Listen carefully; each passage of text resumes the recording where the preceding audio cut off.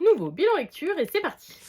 On commence avec Génération Zelda, 35 ans de légende, qui est donc le premier tome de cette série parce que le second volume est sorti récemment et c'est pour ça que j'ai sorti de ma pile à lire parce que j'ai reçu l'autre en service de presse. Donc il s'agit d'un titre édité chez Omake qui est un roman très largement illustré qui va parcourir la licence Zelda. J'espérais apprendre pas mal de choses avec ce volume et ce fut le cas parce que plutôt que de reprendre tous les volets un par un comme on a pu déjà avoir des ouvrages de ce style là chez d'autres éditeurs, ici on est plus sur des anecdotes, des petites informations, etc. Je trouvais que les informations choisies étaient plus ou moins pertinentes à chaque fois selon l'affect de chaque personne. Par contre, j'ai regretté lors de ma lecture qu'elles soient vraiment tirées en longueur. Souvent, elles auraient pu faire la moitié de ce qu'elles représentaient en texte et ça, c'est dommage. Donc voilà, c'était des fois un petit peu long et redondant à la lecture, mais globalement, si vous êtes fan de Zelda, vous apprendrez pas mal de choses. On passe chez Neotoon avec le 3e volume de Freaking Romance. J'enchaîne rapidement les tomes vu que je les ai reçus très vite et j'apprécie vraiment beaucoup. Ce tome était encore meilleur que les deux premiers, j'ai trouvé, et fut une très bonne lecture. On est sur une romance avec une pointe de fantastique qui change et qui aborde beaucoup de sujets, notamment les parents toxiques, l'homosexualité et plein d'autres sujets divers et variés avec un triangle amoureux vraiment intéressant et un vrai triangle amoureux pour une fois. J'aime beaucoup cette lecture qui a fini sur un gros suspense et je suis ultra curieuse de découvrir le prochain tome qui sera le dernier sur tout ce qu'il va contenir.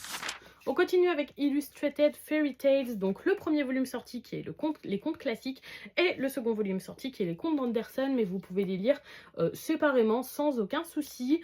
C'est vraiment des très belles éditions avec des dorures, des couvertures très agréables sous les doigts. C'est très joli comme édition, franchement c'est du très beau travail. Il s'agit donc de deux volumes qui proposent d'illustrer tout simplement des contes qu'on peut connaître comme des contes d'Anderson ou les plus connus, ce que vous connaissez sûrement, c'est les contes de Grimm.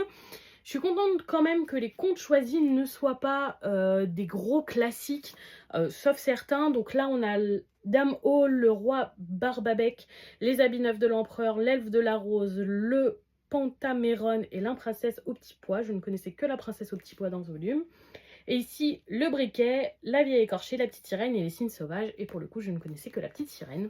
Donc une lecture très agréable. Alors les contes, bah, ça reste des contes, donc c'est des histoires assez classiques, on se doute des fins, c'est un recueil d'histoires courtes, donc des histoires pas toujours hyper poussées, des contes quoi, vous savez ce que c'est.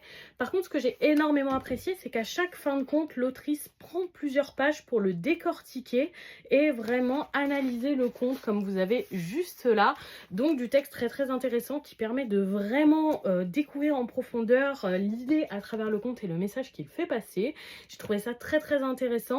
Je trouve que ça se complète très bien avec la BD éditée chez Delcourt et à la fin il meurt, que j'avais vraiment adoré. C'est vraiment des lectures que vous pouvez mettre ensemble si vous aimez les contes, ce sera hyper intéressant.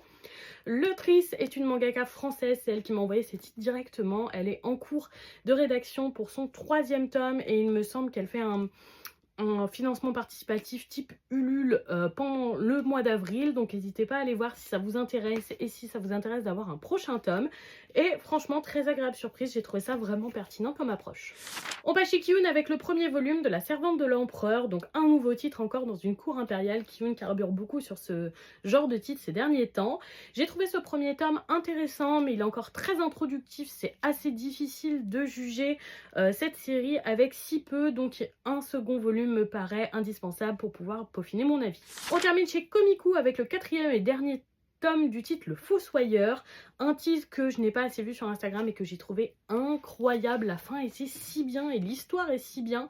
On est sur une fin vraiment grise, pas tout blanc, pas tout noir, avec un auteur qui n'a pas peur de se débarrasser de nombreux personnages sur cette fin et d'avoir une fin ni triste, ni joyeuse. Elle est cette espèce d'entre-deux et franchement on a eu des affrontements incroyables, l'histoire était très intéressante, super bien développée et dans un univers vraiment original avec une fin qui change.